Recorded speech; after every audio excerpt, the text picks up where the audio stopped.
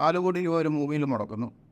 So today's average rate of return yearly interest FD interest വെച്ച് നോക്കിക്കഴിഞ്ഞാൽ it's 7%. Let's take a ballpark figure of 7%. So you're getting 7% for 4 crore എന്ന് പറയുമ്പോൾ 28 lakhs rupees a year. Stories കേൾക്കുമ്പോൾ, കഥകൾ കേൾക്കുമ്പോൾ, when you have to have, before committing to a project, you need to have a budget. 1:1 ratios are normally worked out when the production banner has a continuous movie line. നമ്മൾ expert ആകുമ്പോൾ ഒരു story കേൾക്കുമ്പോൾ തന്നെ, ആർട്ടിസ്റ്റിൻ്റെ പേര് കേൾക്കുമ്പോൾ തന്നെ, technical ക്രൂവിൻ്റെ പേര് കേൾക്കുമ്പോൾ തന്നെ, we will have a ballpark figure. Remember this thing in your mind when you listen to a story, when you before confirming the project, understand what is the projected returns for it.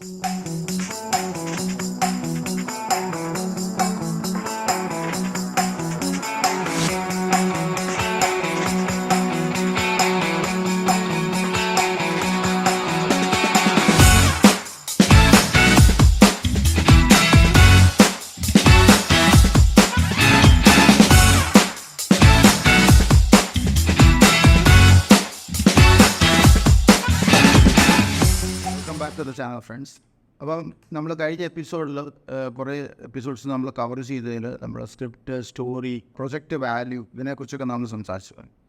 ഇന്ന് എനിക്ക് സംസാരിക്കാനുള്ള return റേഷ്യോനെ കുറിച്ച്. Return ratio അപ്പോൾ ഇതെന്താണെന്ന് വെച്ച് കഴിഞ്ഞാൽ, നേരത്തെ നമ്മൾ സംസാരിച്ചപ്പം നമ്മൾ എങ്ങനെ സ്റ്റോറി ചൂസ് ചെയ്യണം, സ്ക്രിപ്റ്റിനകത്ത് എന്തൊക്കെയാണ് നമ്മൾ ചൂസ് ചെയ്യേണ്ടത്, ഇതിൻ്റെ പ്രൊജക്റ്റ് വാല്യൂ എങ്ങനെയാണ് ക്രിയേറ്റ് ചെയ്യുന്നതെന്നൊക്കെ നമ്മൾ സംസാരിച്ചു.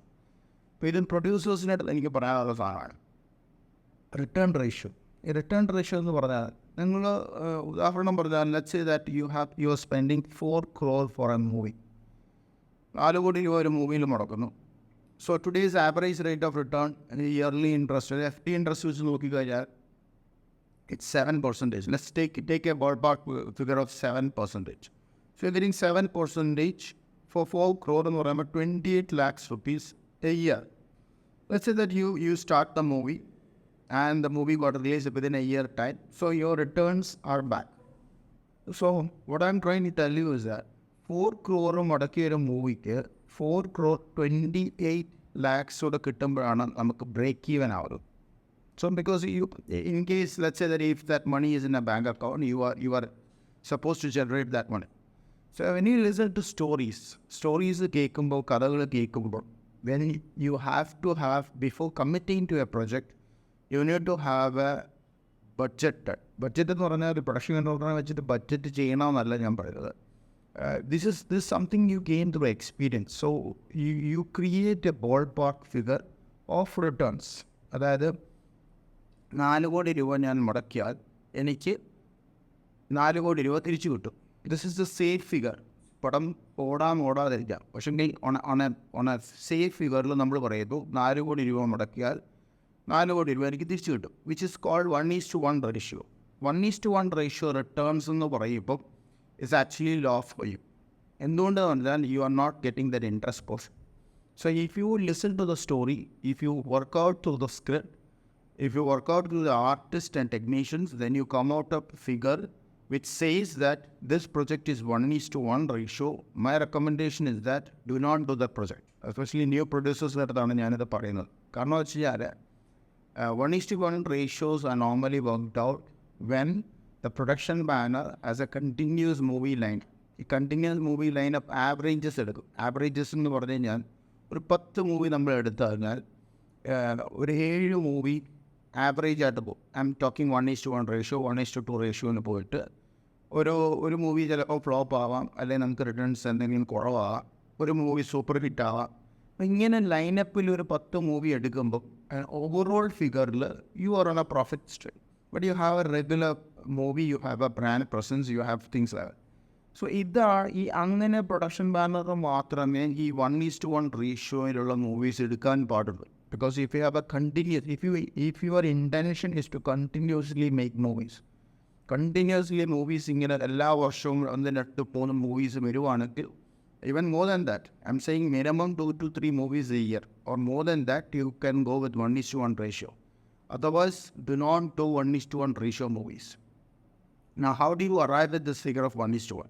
ഈ 1:1 arriving in the figure തന്നെയാണ് expected business വെച്ചിട്ടാണ് നമ്മൾ ആ ഫിഗർ അറൈവ് ചെയ്യുന്നത്. For example, let's say for instance ഒരു ആർട്ടിസ്റ്റിന് 1 കോടി രൂപ salary, production cost, technical lineup cost, ബാക്കി എല്ലാ കോസ്റ്റോടെ ചേർത്തിട്ട് 4/1.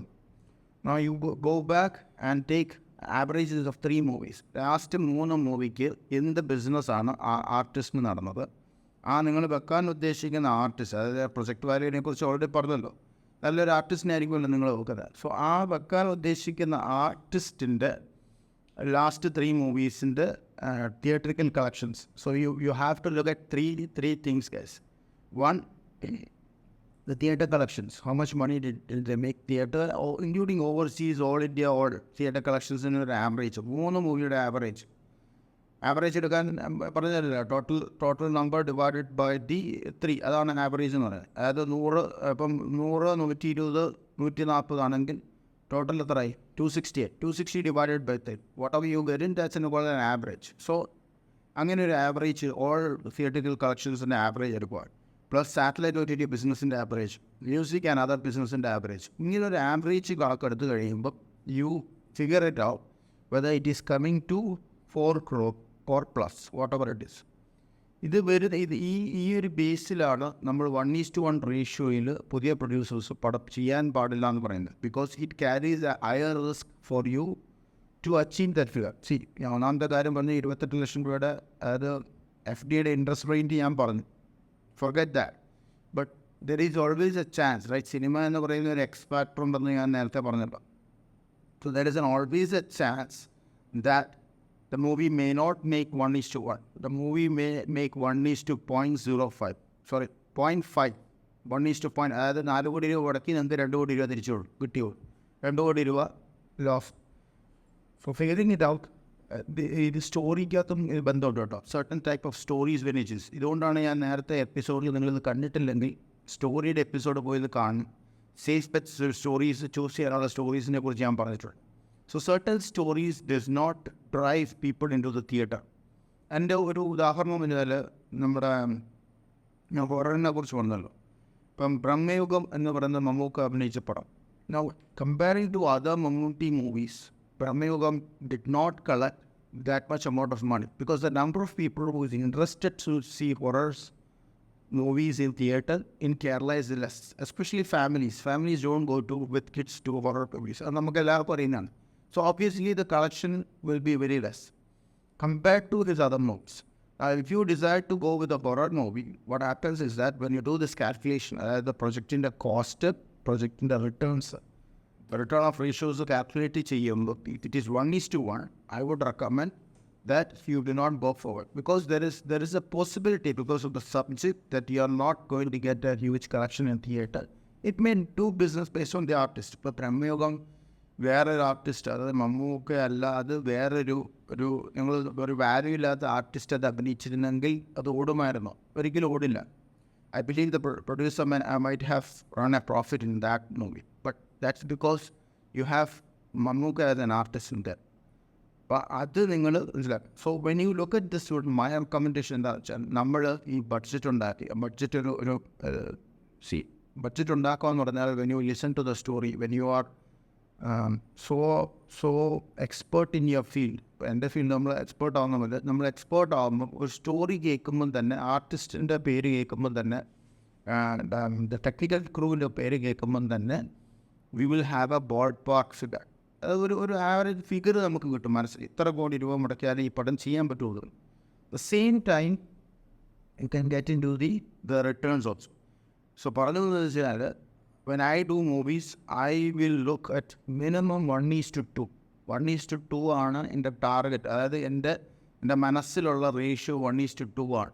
The reason being is that worst case scenario, if it does not work out, still I can recoup my investment. അതായത് 1:1 ratio എനിക്ക് recoup ചെയ്യാൻ പറ്റും എന്നുള്ള വിശ്വാസത്തിലാണ് ഞാൻ ആ പടം കമ്മിറ്റ് ചെയ്യുന്നത്. അപ്പോൾ 1:2 റേഷ്യോയിലും എനിക്ക് കിട്ടണം. അതായത് 4 കോടി രൂപ മുടക്കിയാൽ 8 കോടി രൂപയുടെ ബിസിനസ് എനിക്ക് ചെയ്യാൻ പറ്റും.